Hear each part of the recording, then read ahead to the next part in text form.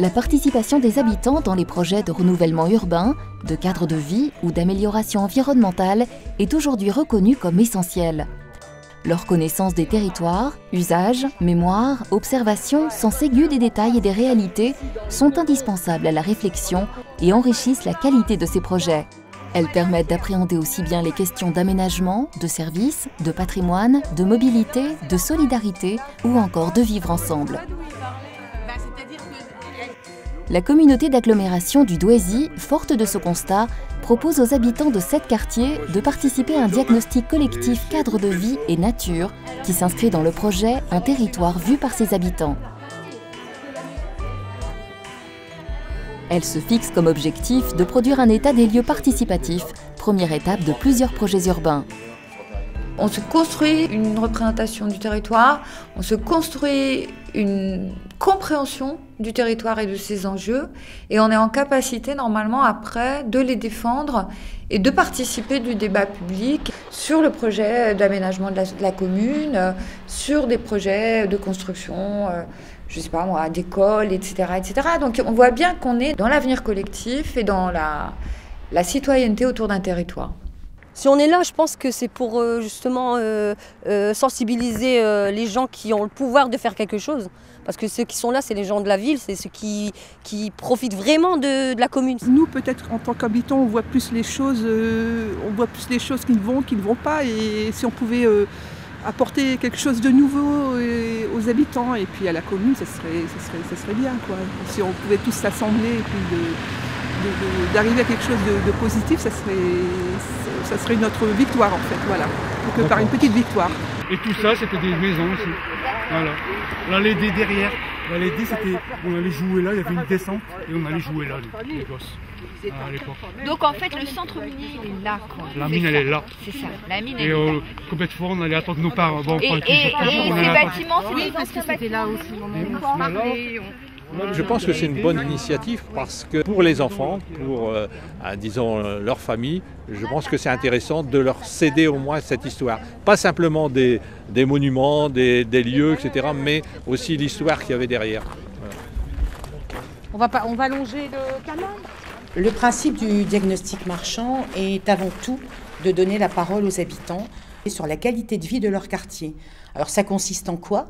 Ça consiste à mener avec les habitants un cheminement sur leur quartier où ils pourront effectivement repérer les points positifs du quartier, ce qu'ils aiment avant tout, et les éventuels dysfonctionnements sur le cadre de vie. Alors c'est un moment très riche puisque les habitants discutent entre eux, certains prennent des notes, d'autres des photos.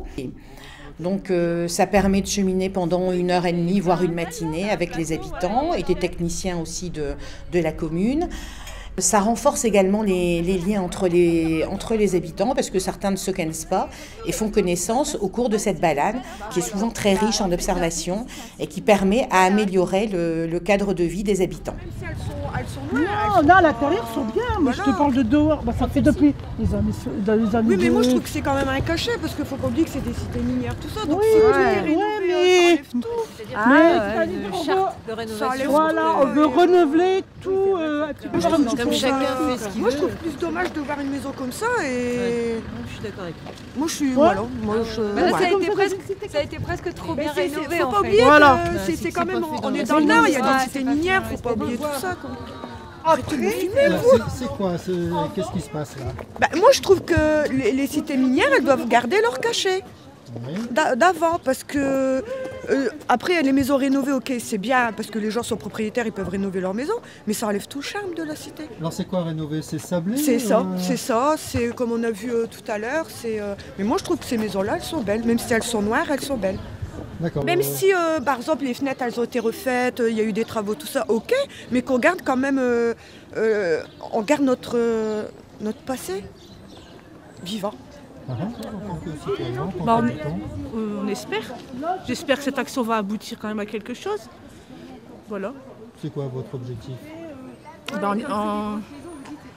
Justement, l'objectif c'est d'améliorer la vie dans les quartiers. Le bien-être et la vie dans les quartiers. Le fait d'être en groupe et de rencontrer différents quartiers, je trouve que ça peut être bénéfique. Non, je trouve que c'est bien. très bon projet. C'est convivial. Ça nous permet de dire comment on voit les quartiers, proposer nos idées, qu'est-ce qui pourrait être fait, et voilà quoi. On sent que ça a son importance, que c'est pas quelque chose comme ça quoi. Il y a vraiment un projet. Qu'est-ce que c'est joli? C'est quand on regarde à côté quand c'est joli. C'est beau. Vous connaissez vous? Moi d'Origny, oui, c'est mon petit coin, mais c'est joli.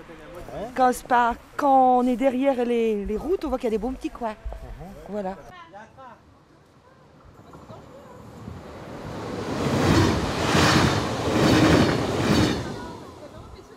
En fait, sécurité, manque de barrières.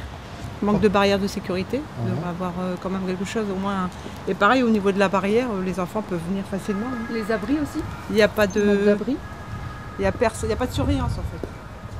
Parce que la gare enfin, a fonctionné avant et maintenant apparemment elle a été condamnée et c'est un local qui ne sert à rien en fait. C'est dommage. De retour en salle, les habitants partagent leurs observations sur le territoire visité. À partir de ces réflexions et des éléments marquant l'identité du territoire, une nouvelle étape pourra alors démarrer. Les groupes seront invités à participer à des séances de travail où ils devront élaborer une carte collaborative exprimant les représentations de leur environnement et leurs attentes pour améliorer leur quartier. Cette histoire